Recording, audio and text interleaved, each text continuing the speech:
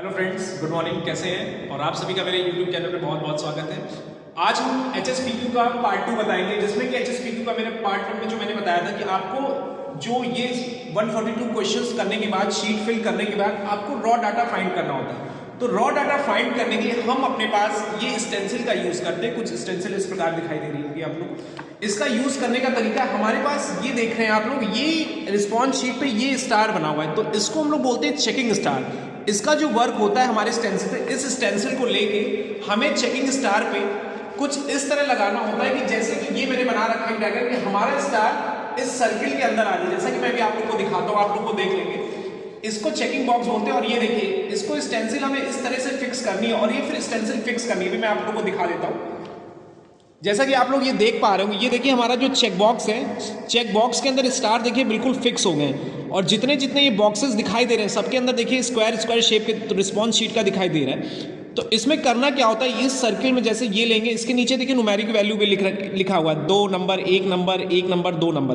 तो इसमें हमें क्या करना है, जो हमने रिस्पॉन्स किया है, अगर इस ब्लॉक के अंदर हमारा रिस्पॉन्स, जैसे मैंने बताया था सर्किल के अंदर हम क्रॉस करते हैं तो वो हमारा रिस्पॉन्स माना जाता है।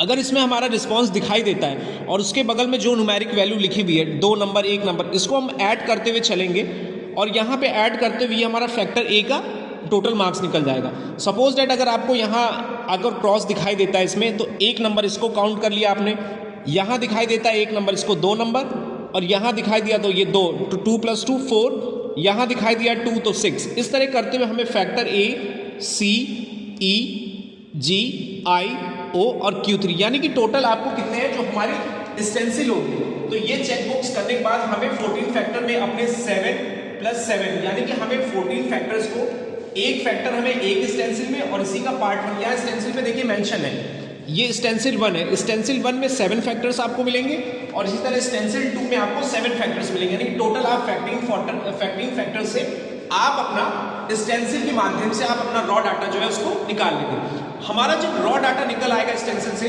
तो फिर अब हमें अपने रॉ डाटा को स्टेन स्कोर उसका निकालना पड़ेगा।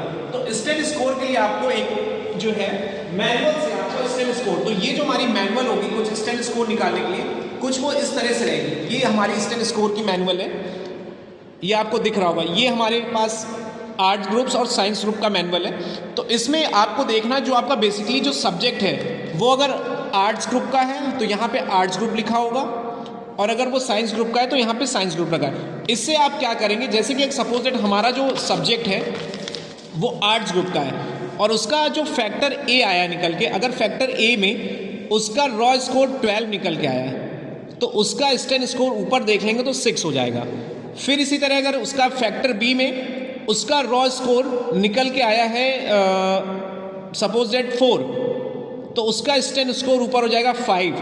फैक्टर सी में अगर रॉ स्कोर 6 निकल के आया है, अब फैक्टर सी में हमें 6 देखना है, तो सी अब हमें नहीं मिल रहा है, तो उसका अपर और लोअर 5 और 8 के बीच में हमारा 6 आता है, तो उसका स्टेन स्कोर हो जाएगा 4।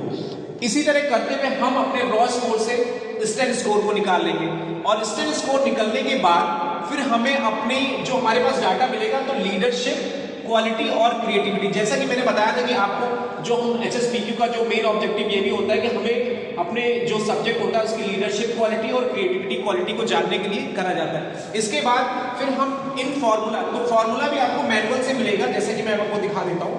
हमारे पास जो लीडरशिप और उसका क्रिएटिविटी का फॉर्मूला है वो कुछ इस तरह से आपको मैनुअल से ही मिलेगा।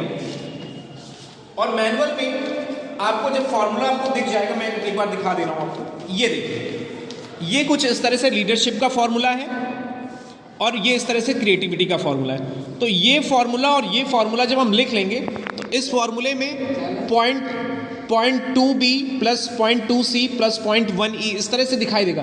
तो ये B, C, E, F, G में, इसका मतलब ये जो है ये हमारे फैक्टर्स हैं B, C, D। तो इन फैक्टर्स में हम अपने स्टेन स्कोर की वैल्यू को पुट करेंगे और स्टेन स्कोर की वैल्यू हम लीडरशिप में पुट करेंगे और क्रिएटिविटी में इसी तरह पुट कर देंगे। ये वैल्यू पुट करने के बाद, स्टेन स्कोर की वैल्यू पुट करने के बाद फिर हमारी जो है लीडरशिप और क्रिएटिविटी इस तरह से हमारी पूरी कंप्लीट हो जाएगी। ये करने के बाद आपको एक तरह से आपको ये डाटा मिल जाएगा कि हमारे पास लीडरशिप क्वालिटी और क्रिएटिव क्वालिटी जितनी भी हमारी सब्जेक्ट की है वो आपको पता चल जाएगा और आप उस बच्चे की पर्सनैलिटी को असेस कर सकते हैं। आई होप आपको ये समझ में आया होगा। नहीं समझ में आता है तो आप मेरे कमेंट सेक्शन में आके मुझे कमेंट करिएगा और मैं आपका as soon as possible response करूंगा। आज के लिए इतना ही, नेक्स्ट हम लोग नेक्स्ट एक्सपेरिमेंट के बाद फिर मिलते हैं। Thank you.